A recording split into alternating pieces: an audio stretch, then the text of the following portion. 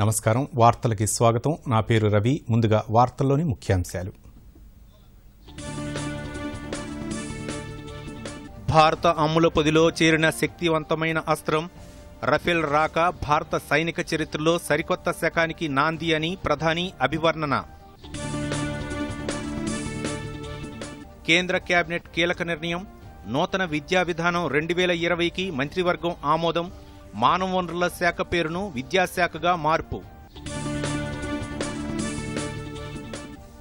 హైదరాబాద్లో mobile testing ల్యాబ్ను ప్రారంభించిన మంత్రి ఈటెల రాష్ట్రంలో 1100 కేంద్రాల్లో కరోనా పరీక్షలు నిర్వహిస్తున్నామని వెల్లడి తెలంగాణ వైతాళికులను స్మరించుకుంటూ ప్రభుత్వం ముందడుగు వేస్తోందన్న మంత్రి కేటీఆర్ సీనారే జయంతి సందర్భంగా బంజారా హిల్స్లో సారస్వత్ సదనం ఆడిటోరియం నిర్మాణానికి భూమి పూజ. ఇక వివరాలు. ఎంతో కాలంగా ఎదురుచూస్తున్న రఫేల్ యుద్ధ విమానాలు భారత వైమానిక అమ్ముల పొదిలో వచ్చి చేరాయి. ఫ్రాన్స్ నుంచి హర్యానాలోని అంబాలా ఎయిర్ బేస్లో 5 రాఫెల్ యుద్ధ విమానాలు ల్యాండ్ అయ్యాయి. దాదాపు 7,000 కిలోమీటర్లు ప్రయాణించి వచ్చిన తొలి విడత యుద్ధ విమానాలు భారత వాయుసేన అమ్ముల పొదిలో ఆగస్టులో చేరనున్నాయి. యుద్ధ విమానాలు ల్యాండ్ కాగానే సంప్రదాయం ప్రకారం వాటర్ సెల్యూట్ ఇచ్చారు. భారత్ పాకిస్తాన్ల సరిహద్దుకు 220 కిలోమీటర్ల దూరంలో అంబాలా వైమానిక స్థావరం ఉంది. ఫ్రాన్స్కు చెందిన దసాల్ట్ ఏవియేషన్ సంస్థ నుంచి మొత్తం 36 రాఫెల్ యుద్ధ విమానాల కోసం భారత్ 59,000 కోట్ల రూపాయలతో ఒప్పందం కుదుర్చుకుంది.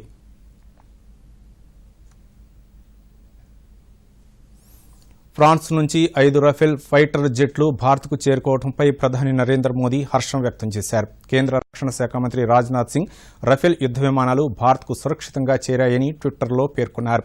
ఈ జెట్ల రాక భారత సైనిక చరిత్రలో సరికొత్త శకానికి నాందిగా అభివర్ణించారు. భారత వైమానిక దళం సామర్థ్యం మరింత పెరిగిందని పేర్కొన్నారు. కరోనా మహమ్మారి విజృంభిస్తున్న వేళ ఈ విమానాలు అందజేసిన ఫ్రాన్స్ ప్రభుత్వానికి రాజ్నాథ్ సింగ్ కృతజ్ఞతలు తెలిపారు. కేంద్ర హోంమంత్రి అమిత్ షా స్పందిస్తూ ప్రపంచ స్థాయి ఫైటర్ జెట్స్ గేమ్ చేంజర్ అని నిరూపిస్తాయని ట్వీట్ చేశారు. ప్రధాని మోదీ రక్షణ శాఖ మంత్రి రాజ్నాథ్ సింగ్కు ధన్యవాదాలు తెలియజేశారు. కేంద్ర మంత్రి ప్రకాష్ జావదేకర్ స్పందిస్తూ రఫేల్ యుద్ధ విమానాలు భారత వైమానిక దళంలో చేరడం చారిత్రాత్మకమని ట్వీట్ చేశారు. 36 యుద్ధ విమానాల్లో మరో 31 త్వరలోనే భారత్కు చేరతాయని ఆకాంక్షించారు. కేంద్ర మంత్రివర్గం కీలక నిర్ణయం తీసుకుంది. ప్రధాని నరేంద్ర మోదీ నేతృత్వంలో జరిగిన కేబినెట్ భేటీలో నూతన విద్యా విధానానికి ఆమోదం తెలిపింది. మానవ వనరుల శాఖ పేరును విద్యాశాఖగా మారుస్తూ తీసుకున్న నిర్ణయానికి ఆమోదం తెలిపింది. ఇస్రో మాజీ చీఫ్ కె కస్తూరి రంగన్ కమిటీ సిఫార్సుల మేరకు కేంద్ర కేబినెట్ ఈ నిర్ణయం తీసుకుంది. విద్యార్థుల నైపుణ్యాల మెరుగుదలపై ప్రభుత్వాలు దృష్టి సారించేందుకు ఈ చర్య దోహదం చేయనుందని ప్రభుత్వ వర్గాలు అభిప్రాయపడ్డాయి. 1985 సెప్టెంబర్లో విద్యాశాఖను మానవ వనరుల శాఖగా మారుస్తూ నాటి ప్రధాని రాజీవ్ గాంధీ నేతృత్వంలోని ప్రభుత్వం నిర్ణయం తీసుకుంది. కేంద్ర కేబినెట్ తీసుకున్న నిర్ణయాలను కేంద్ర మంత్రి ప్రకాష్ జావదేకర్, మానవ వనరుల శాఖ మంత్రి రమేష్ పోఖ్రియాల్ మీడియాకు వివరించారు. 34 సంవత్సరాలుగా విద్యా విధానంలో మార్పు లేదని, విద్యా విధానానికి సంబంధించి ప్రభుత్వం 2 కమిటీలను ఏర్పాటు చేసిందని కేంద్ర మంత్రి చెప్పారు. ఒకటి ఎస్ఆర్ సుబ్రహ్మణ్యన్ కమిటీ, మరొకటి డాక్టర్ కె కస్తూరి రంగన్ కమిటీని ఏర్పాటు చేసినట్లు పేర్కొన్నారు. కొత్త విద్యా విధానం కోసం పెద్ద ఎత్తున సలహాలు తీసుకున్నామని ఆయన చెప్పారు. ఇందుకోసం 2.5 లక్షల గ్రామ పంచాయతీలు, 6,600 బ్లాకులు, 676 జిల్లాలను సంప్రదించినట్లు తెలిపారు. కొత్త విద్యా విధానం ప్రకారం ఒక విద్యార్థి ఒక కోర్సు మధ్యలో మరొక కోర్సు తీసుకోవాలనుకుంటే అతను మొదటి కోర్సు నుంచి పరిమిత సమయం వరకు విరామం తీసుకోవచ్చునని మంత్రి వివరించారు. घर का विषय है, आपका भी है, और इसलिए हम एक भी प्रश्न अनुत्तरित नहीं रखना चाहते. लेकिन वो आज सब न करते हुए कल से, हाँ, यानी बाद में मंत्री जी मिलेंगे, और क्योंकि आपको भी डाइजेस्ट करना है. और देखो, आज अगर आप सारा रिपोर्ट, सारा प्रेजेंटेशन और सभी प्रेस रिलीज सब दोगे तो पेपर में दूसरा और प्रश्नोत्तर, तो दूसरा कुछ छापने को जगह नहीं रहेगी. तो ऐसा मत करो. और इसलिए so we'll take questions afterwards, not today. That's a special request. 1986 के बाद जो स्कूली शिक्षा और उच्च शिक्षा में उसकी परिवर्तनकारी सुधारों के लिए एक महत्वपूर्ण रास्ता प्रशस्त करेगा। और जो हमारे देश के प्रधानमंत्री ने एक नए भारत के निर्माण की बात की है, जो स्वच्छ भारत होगा, स्वस्थ भारत होगा, सशक्त भारत होगा, समृद्ध भारत होगा, श्रेष्ठ भारत होगा, एक भारत होगा, उस नए भारत के निर्माण में ये नई शिक्षा नीति 2020 मील का पत्थर साबित होगी। जैसे कि हमारे सचिव स्कूली शिक्षा और सचिव उच्च शिक्षा ने विस्तार पूर्वक सभी बातों को सूत्र रूप में रखा है, और हमारे बड़े भाई आदरणीय जावड़ेकर जी जो इस मंत्रालय में और इस शिक्षा नीति से तब से लेकर लगातार जुड़े रहे हैं, जिनके समय में, जिनके मार्गदर्शन में ये काफ़ी आगे बढ़ी। और मैं ये समझता हूं कि पूरी दुनिया में शायद इससे बड़ा परामर्श, विचार विमर्श कभी नहीं हुआ होगा। ప్రధాని నరేంద్ర మోదీ నేడు బ్యాంకులు, ఎన్బీఎఫ్సీ అధినేతలతో భేటీ కానున్నారు. కరోనా లాక్డౌన్ కారణంగా దెబ్బతిన్న ఆర్థిక వ్యవస్థను అభివృద్ది బాటలో నడిపించేందుకు అవసరమైన సలహాలు, సూచనలు తీసుకోనున్నారు. భారత్లోకి వెల్లువలా పెట్టుబడులు వచ్చేందుకు తీసుకోవాల్సిన చర్యలపై కూడా ప్రధాని చర్చించే అవకాశం ఉంది. సాంకేతిక పరిజ్ఞానం ద్వారా ఆర్థిక సాధికారత, ఇన్క్లూసివ్ క్రెడిట్ ప్రొడక్ట్స్, ఆర్థిక వ్యవస్థలోని కీలక రంగాల్లో స్థిరత్వం తదితర అంశాలు కూడా చర్చకు వచ్చే అవకాశం ఉంది.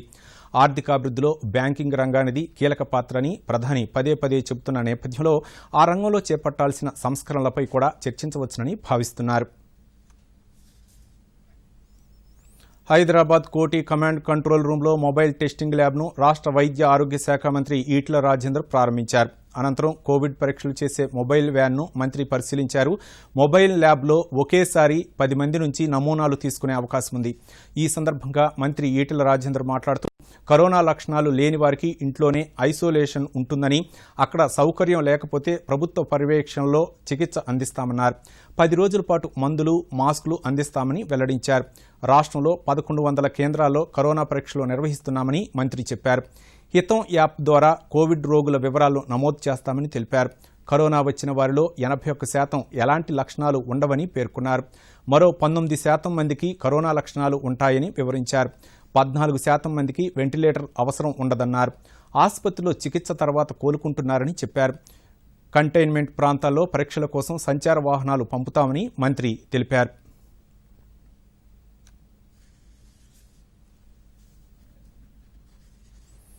హైదరాబాద్ సనత్ నగర్లో నిర్మించనున్న రైల్వే అండర్ బ్రిడ్జితో ట్రాఫిక్ సమస్యకు పరిష్కారం లభిస్తుందని మంత్రి కేటీఆర్ అన్నారు. హైదరాబాద్లో దశలవారీగా 137 లింక్ రోడ్లను ప్రారంభించనున్నట్లు తెలియజేశారు. సనత్ నగర్లో 4 లైన్ల రైల్వే లైన్ అండర్ బ్రిడ్జికి మంత్రి తలసాని శ్రీనివాస్ యాదవ్తో కలిసి మంత్రి కేటీఆర్ శంకుస్థాపన చేశారు. సనత్ నగర్, బాలానగర్ పారిశ్రామిక ప్రాంతాలను కలుపుతూ రైల్వే అండర్ బ్రిడ్జి నిర్మాణం ద్వారా 6 కిలోమీటర్ల దూరం తగ్గుతుందని మంత్రి కేటీఆర్ అన్నారు. రహదారి వల్ల ఫతేనగర్, సనత్ నగర్ల దారుల వైపు వెళ్లే వారికి ట్రాఫిక్ సమస్య తీరుతుందని తెలిపారు. 45 కోట్ల రూపాయలతో ఫతేనగర్ బ్రిడ్జిని కూడా విస్తరిస్తామని చెప్పారు. నగరంలో ఏ కార్యక్రమం చేపట్టినా సనత్ నగర్ మీదుగా చేపడుతున్నామని మంత్రి తెలిపారు. ఒక మంచి మార్గంగా, అంటే కొత్తగా భవిష్యత్తులో అటు ఇటు లోడ్ డిస్ట్రిబ్యూట్ అయ్యి ట్రాఫిక్ సమస్య కూడా తగ్గే విధంగా ఈ కార్యక్రమం తీసుకున్నాం. దాదాపు 6 కిలోమీటర్లు తిరిగి వచ్చే అవస్థ తప్పుతుంది.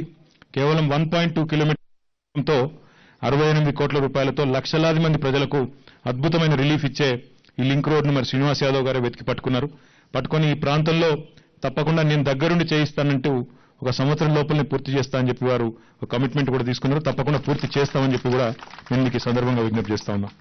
అదే మాదిరిగా మన పక్కనే ఉన్న ఫతేనగర్ బ్రిడ్జ్ కూడా, అక్కడ కూడా ఒకసారి కాదు నాకు 10 సార్లు చెప్పినారు, ఇది ఖచ్చితంగా మనం వైడెన్ చేయాలా, ఎట్టి పరిస్థితుల్లో జరగాలని పట్టుబట్టి దాన్ని కూడా ఈరోజు 4 లేన్లుగా విస్తరించి అక్కడ ఉన్న వాళ్ళందరినీ ఒప్పించి మెప్పించి ఒక 45 కోట్ల రూపాయలతో దాన్ని కూడా ఈరోజు మనం ఫౌండేషన్ వేసుకుంటా ఉన్నాం.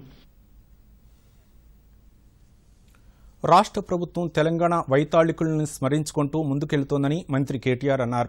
సి నారాయణ రెడ్డి జయంతి సందర్భంగా హైదరాబాద్ బంజారా హిల్స్లో సారస్వత్ సదనం ఆడిటోరియం నిర్మాణానికి మంత్రి భూమి పూజ చేశారు. ఈ సందర్భంగా మంత్రి కేటీఆర్ మాట్లాడుతూ ప్రతిభ, పాండిత్యం, ప్రజ్ఞ అన్నీ కలగలిపిన వ్యక్తి సీనారే అని కొనియాడారు. దక్షిణ భారతదేశం నుంచి రాజ్యసభకు నామినేట్ అయిన మొదటి కవి సీనారే అని గుర్తు చేశారు. తెలంగాణ కవులు, కళాకారులకు సారస్వత్ సదనం కొత్త వేదిక అని, సాధ్యమైనంత త్వరగా నిర్మాణం పూర్తి చేస్తామని హామీ ఇచ్చారు. సిరిసిల్లలో గ్రంథాలయానికి సీనారే పేరు పెట్టుకున్నామని వివరించారు.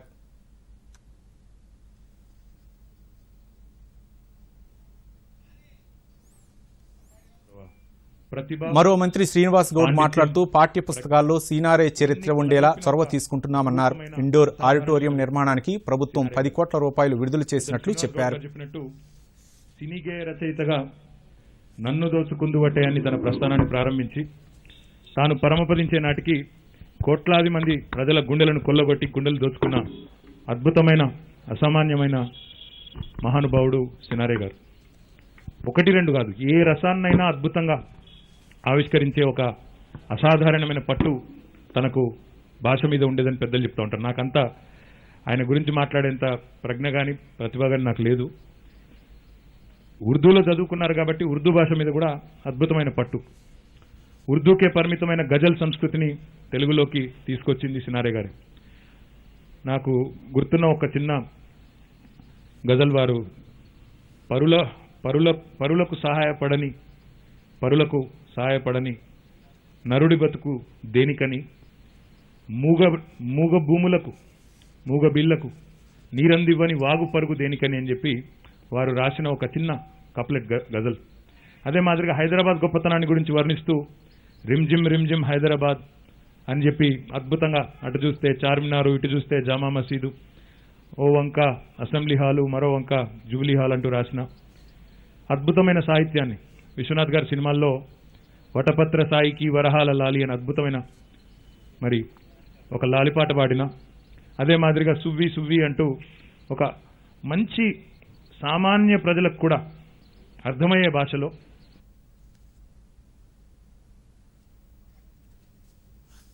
తెలంగాణ రాష్ట్రంలో కొత్తగా 1764 కరోనా కేసులు నమోదయ్యాయి. దీంతో మొత్తం బాధితుల సంఖ్య 58,906కు పెరిగింది.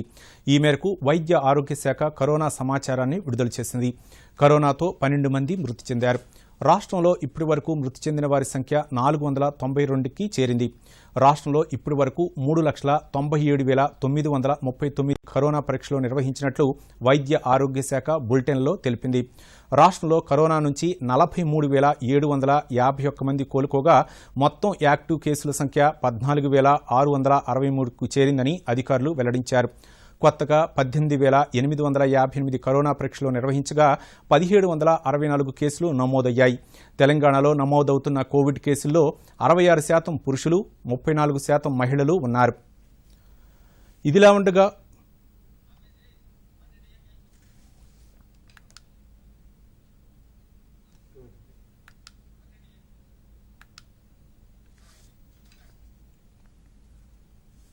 తెలంగాణ రాష్ట్రంలోకి ఇతర ప్రాంతాల నుంచి ఒంటెల రవాణా, వాటిని కబేళాల్లో వధించడం వంటివి తీవ్రమైన నేరంగా ప్రభుత్వం పరిగణిస్తున్నట్లు పశుసంవర్ధక శాఖ వెల్లడించింది. ఈ మేరకు పశుసంవర్ధక డైరెక్టర్ వి లక్ష్మారెడ్డి ఒక ప్రకటన విడుదల చేశారు. రాజస్థాన్ ఒంటెల రవాణా వధ నిషేధిత చట్టం 2015 ప్రకారం ఎవరైనా రాష్ట్రంలోకి ఒంటెలను అక్రమంగా తరలించినా, వాటిని వధించినా చట్ట ప్రకారం తీవ్ర నేరంగా పరిగణించబడుతుందన్నారు. తెలంగాణ హైకోర్టు దీనికి సంబంధించి మధ్యంతర ఉత్తర్వులు జారీ చేసిందన్నారు. ఒంటెల రవాణా, వధించడం అమానవీయమని పేర్కొన్నారు. ఇలాంటి చర్యలకు పాల్పడే వారిపై క్రిమినల్ కేసులు నమోదు చేయబడతాయని పేర్కొన్నారు. విద్య, వైద్య, శాస్త్ర, సాంకేతిక, న్యాయ, పరిపాలన, ప్రసార రంగాల్లో మాతృభాష వినియోగం పెరగాలని ఉపరాష్ట్రపతి ఎం వెంకయ్యనాయుడు సూచించారు. మాతృభాషను ప్రోత్సహించడం అంటే ఇతర భాషలను వ్యతిరేకించడం కాదని స్పష్టం చేశారు. దేశ ఆర్థిక స్థితిని బలోపేతం చేసేలా వివిధ రంగాల అవసరాలను తీర్చే విధంగా మాతృభాషను వృద్ధి చేసుకోవాల్సిన అవసరం ఉందన్నారు. జ్ఞాన సముపార్జన మాధ్యమం మాతృభాష ఇతివృత్తంతో హైదరాబాద్ కేంద్రీయ విశ్వవిద్యాలయం తెలుగు విభాగం నిర్వహించిన వెబినార్లో ఉపరాష్ట్రపతి పాల్గొని ప్రసంగించారు. ఈ సందర్భంగా మాతృభాష ప్రాముఖ్యతను సమగ్రంగా వివరించారు. మానవ వికాసానికి జీవనాడి లాంటిదని అభివర్ణించారు. వాళ్ళు ఇంగ్లీషులో మాట్లాడరు. వాళ్ళకి పక్కన తర్జుమా చేసే మనిషి ఉంటారు, వాళ్ళ భాషలో మాట్లాడతారు, తర్జుమా జరుగుతూ ఉంటుంది. దానికి కొంత సమయం పడుతుంది. అయినా కూడా ఇదే ప్రస్తుతం అంతర్జాతీయంగా ఏ అమెరికానో బ్రిటన్ లాంటి దేశాలను పక్కన పెడితే మిగతా అందరూ కూడా వాళ్ళ మాతృభాషలో మాట్లాడడానికి ఇష్టపడతారు. ఎందుకు? మాతృభాషను ప్రోత్సహించాలా, మాతృభాషలో మాట్లాడడం మనందరికీ తృప్తినిస్తుంది, గౌరవాన్ని, ఆత్మగౌరవానికి సంకేతం మాతృభాష అనే విషయాన్ని వాళ్ళు తెలియజేస్తూ ఉంటారు ప్రపంచ వేదికల మీద. నేను అప్పుడప్పుడు చెప్తూ ఉంటాను, ఇంగ్లీష్లో PhD చేసినట్టు యొక్క ఆ దేశ అధినేతలు కూడా, ఇరాన్ ఇంకా అలాంటి దేశాల వాళ్ళందరూ కూడా మన దేశానికి వచ్చినప్పుడు ఆంగ్ల భాషలో పరిజ్ఞానము బాగా ఉన్నప్పటికీ వాళ్ళు వాళ్ళ సొంత భాషలో మాడుతూ ఉన్నారు, మాతృభాషలో. తర్జుమా జరుగుతోంది. ఏది దీని అర్థం? ఈ విషయాన్ని మన దేశం గమనించాల్సి ఉంది, మనందరం కూడా గమనించాల్సి ఉంది. ప్రజలకు చేరువయ్యేందుకు ప్రజల భాష మనకు రావాలా. సో నేను అందుకే చెప్తూ ఉంటాను, న్యాయస్థానాల్లో మాతృభాష, పాఠశాలల్లో మాతృభాష, పరిపాలనలో మాతృభాష, జనానికి వచ్చిన భాష, కలెక్టర్ జనానికి వచ్చిన భాషలో మాట్లాడాలి. ఇక మరోసారి ముఖ్యాంశాలతో ఈ వార్తల్ని ముగిద్దాం. నమస్కారం. భారత అమ్ముల పొదిలో చేరిన శక్తివంతమైన అస్త్రం రఫేల్ రాక భారత సైనిక చరిత్రలో సరికొత్త శకానికి నాంది అని ప్రధాని అభివర్ణన. కేంద్ర కేబినెట్ కీలక నిర్ణయం, నూతన విద్యా విధానం 2020కి మంత్రివర్గం ఆమోదం, మానవ వనరుల శాఖ పేరును విద్యాశాఖగా మార్పు. హైదరాబాద్లో మొబైల్ టెస్టింగ్ ల్యాబ్ను ప్రారంభించిన మంత్రి ఈటెల, రాష్ట్రంలో 1100 కేంద్రాల్లో కరోనా పరీక్షలు నిర్వహిస్తున్నామని వెల్లడి. తెలంగాణ వైతాళికులను స్మరించుకుంటూ ప్రభుత్వం ముందడుగు వేస్తోందన్న మంత్రి కేటీఆర్, సీనారే జయంతి సందర్భంగా బంజారాహిల్స్లో సారస్వత్ సదనం ఆడిటోరియం నిర్మాణానికి భూమి పూజ.